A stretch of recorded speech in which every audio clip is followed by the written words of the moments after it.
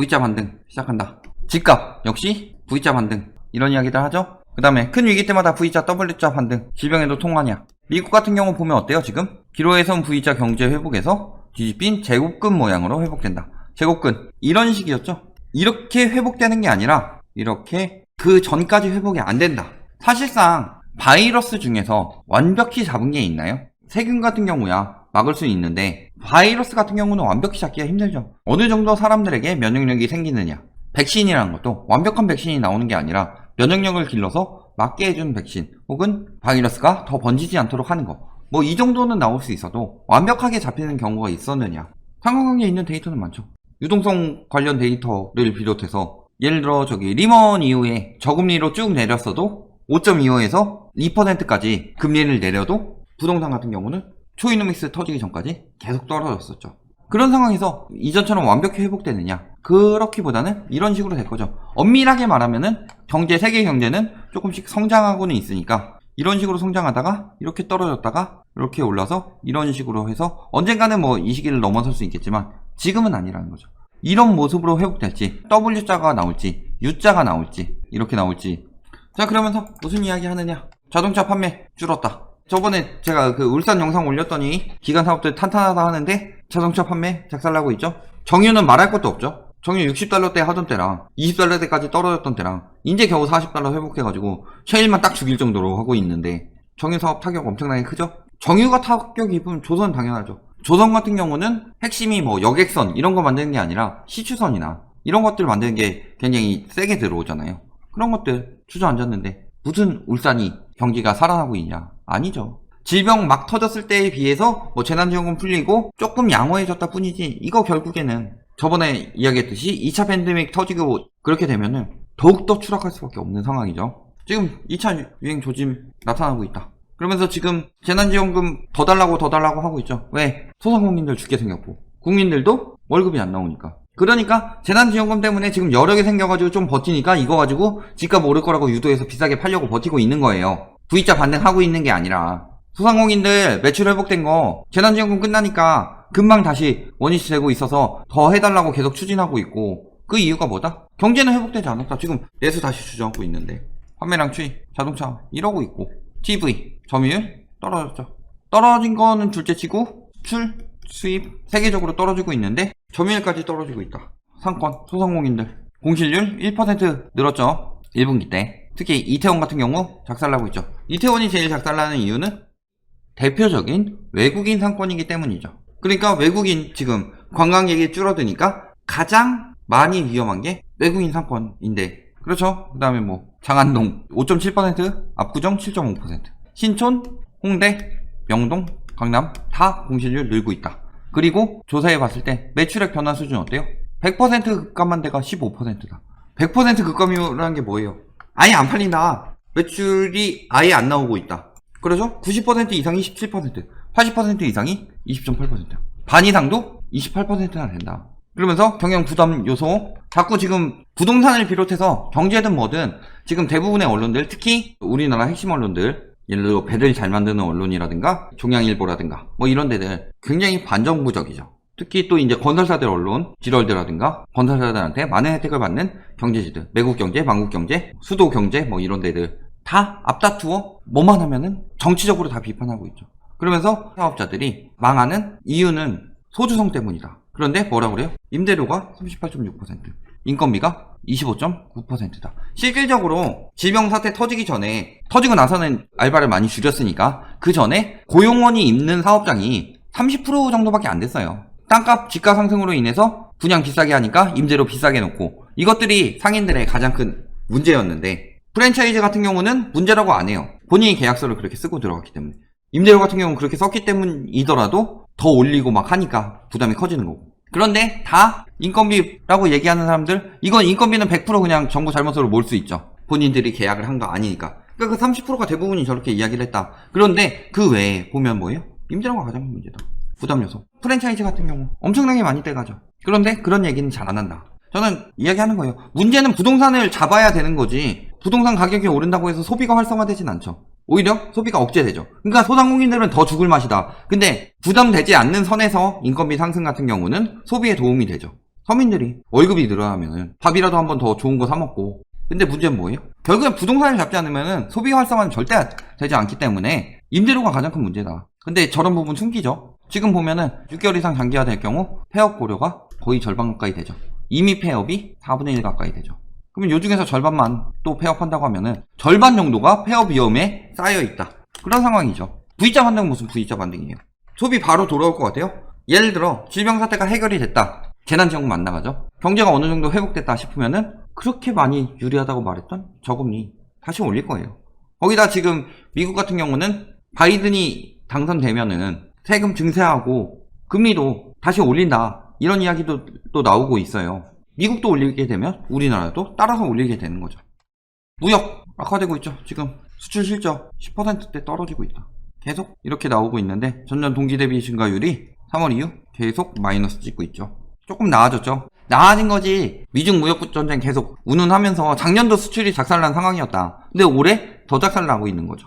법인 파산 신청 엄청 늘어났죠. 무리한 법인들 많았죠. 뭐 물론 부동산 법인으로 무리하게 들어간 거 많았다고 보죠. 정리해놓고서 어느 정도 벌었다 싶으면 파산해가지고 빠지는 부동산 법인들도 많았죠. 혜택은 감소했다. 혜택할 생각 없이 그냥 파산하고 만다.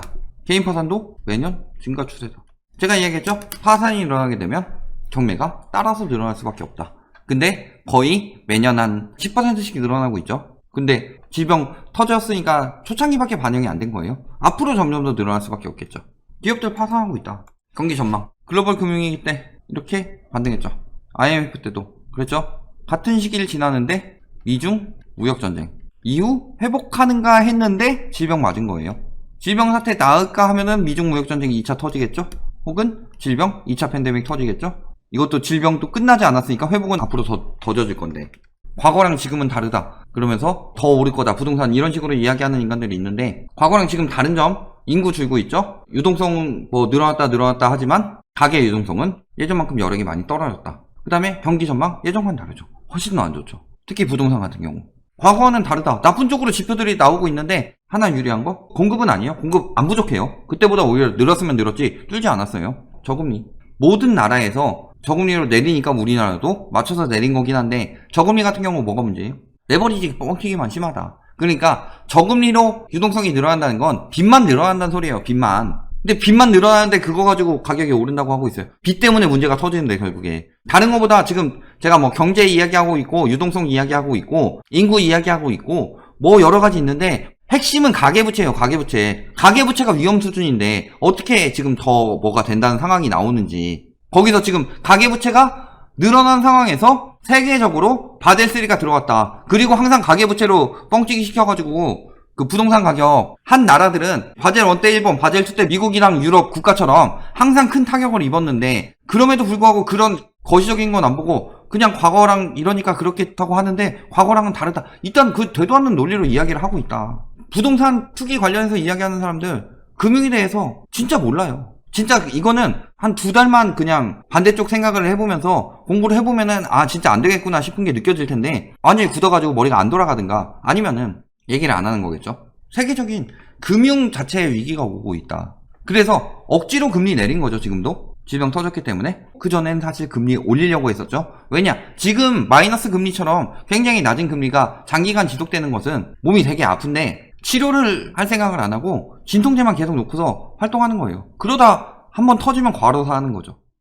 그게 일본이었죠. 버블 때 일본. 금리 올렸다. 진통제 효과 떨어지니까 바로 죽었죠. 그리고 세계적으로 위험자산에 대한 투기를 낮추기 위해서 자기 자본 비율을 높이고 이렇게 하기 위해서는 예금을 확보해야 되고 대출을 줄여야 된다. 그러면 결국엔 이걸 맞추기 위해서는 결국엔 금리를 올릴 수밖에 없어요. 근데 지금 경제 위기이기 때문에 내린 거죠. 일시적으로. 그런데 이걸 가지고 계속 오른다? 이럴 때 정신 차리고 빨리 현금 확보하는 게 핵심이죠. 근데 정신들이 나간 거죠. 그런 이야기를 하고서 유도하는 거는 정신들이 나갔다기보다 악독한 거죠. 악독한 거. 자기들 팔아먹고 빠지려고. 재난지원금 효과죠 이거? 계속 오를 수 있어요? 그거 떨어지자마자 소상공인들, 기업들 죽겠다고 하는데 아까 이야기했지만 문제는 뭐다? 가계부채다. 미친듯이 이렇게 10%대 오르는 가계부채를 줄이려고 그렇게 해가지고 억제책이 지금 들어가고 있는데 개뿔도 모르고 실수요들 대출 풀어줘라 이런 얘기 하고 있는 거예요. 원래 빚으로 사는 게 맞아요? 자 밥집 가서 밥 한 끼 먹는데 10,000원이 나왔다. 40%는 외상을 해주시고요. 차츰 갚을 거고 60%만 내겠습니다. 이래요? 원래 그런 게 아니죠. 집도 마찬가지예요. 너무 목돈이 들어가고 내 집 마련이 너무 힘들어지기 때문에, 그리고 이게 어느 순간 투기 자본으로 바뀌었기 때문에 은행에서도 돈이 되겠다 싶으니까 대출을 내주기 시작한 거고, 그 대출로 인해서 레버리지가 올라가면서 집값이 폭등하게 된 거죠. 원래 내 돈도 아닌데 당연히 나한테 빚을 줘야지, 그런 생각으로 왜 빚을 줄여? 받을 생각하고 샀는데, 이런 생각으로 지금 대출 줄였다고 하는 거 불만 가지는 건 문제가 있죠. 개인적으로 볼 문제가 아니라 세계적으로 볼 문제인데, 기업들 대출 다 늘어나고 있다. 개인 사업자들도 늘어났죠. 대기업들은 왜 이렇게 많이 늘어요? 얘네들이 현금 다 확보한 거예요. 왜 현금 확보하고 있겠어요? 경제 위기 아직 닥치지 않았고 V자 반등할 거면 현금 확보하는 게 아니라 지금 저평가된 걸 사겠죠, 쟤들이? 그런데 가장 경제 전문가 많은 대기업들이 현금 확보를 하고 있다. 대출 끌어다가. V자 반등의 기미가 보이나요? RP, 이거 다 빚이야, 빚. 유동성이 아니라 빚이라고요, 빚. 유동성을 미친듯이 풀어가지고 시중에 자금을 정부에서 퍼주기 식으로 막 돌리는 것처럼 자꾸 여론 만들고 있는데, 그런 기사 쓰는 언론들 정신 나간 거죠. 국가 채무 비율 늘려서 빚 늘리고 있다. 결국에는 유동성 과잉되면은 이거 하면서 국가 채무 줄이려고 하겠죠. 실업자, 실업률 다시 늘어나고 있다. 미중 무역 전쟁 회복하고 한일 수출 규제 회복해가지고 국내 쪽으로 좀 돌린다 싶었는데 다시 다 늘어나고 있다. 지금 V자 반등할 상황이냐? 경제 자체는 V자 반등할 요소가 아무것도 없다. 결론, V자 반등한다? 말도 안 되는 소리죠. 증시가 V자 반등한다? 요거는 몰리고 있는 거죠. 어차피 뭐 미국은 이제 부동산을 안 가는데 채권 아니면 주식으로 많이 가는데, 그런데 지금 채권 수익률이 너무 낮으니까 주식으로 몰리고 있다. 이 정도일 뿐인 거죠. 세 번째, 부동산이 V자 반등? V자 반등이죠. 자, 네 번째, 결국 V자 반등하는 것은 뭐다? 부채나 V자 반등할 상황이지. 지금 질병 해결 안 됐고 경제 계속 안 돌아가고 있고 관광 이런 거 회복될 기미 안 보이고 국제유가 오르다 멈췄고 증시만 미친듯이 오르고 있는 거죠. 이거 유동성이 비정상적으로 과열돼서 몰리고 있는 거죠. 우리나라 같은 경우는 부동산이 그렇죠. 저런 장에 잘 뛰어들어서 큰돈 버는 사람들도 있어요. 공부 안 하고 들어가서 큰돈 버는 사람들도 있어요. 반대로 그만큼 누군가가 큰돈을 번다는 건 제로섬 게임이기 때문에 누군가 그만큼 이뤄줬다는 얘기고, 내가 잘 모르면 잘 알고 있는 사람들 따라가는 게 최선이다. 경제 전문가들이 모인 대기업들은 현금 확보하고 있다. 대출까지 받아서. 그런데 지금 와서 뭘 사야 될 때다? 모르고 들어갔다간 누군가의 먹이가 될 수 있는데, 그냥 언론들 말 믿고 V자 반등 너무 그렇게 믿지 마라. V자 반등하기 지금 굉장히 힘든 상황이다. 여기까지 말씀드리겠습니다.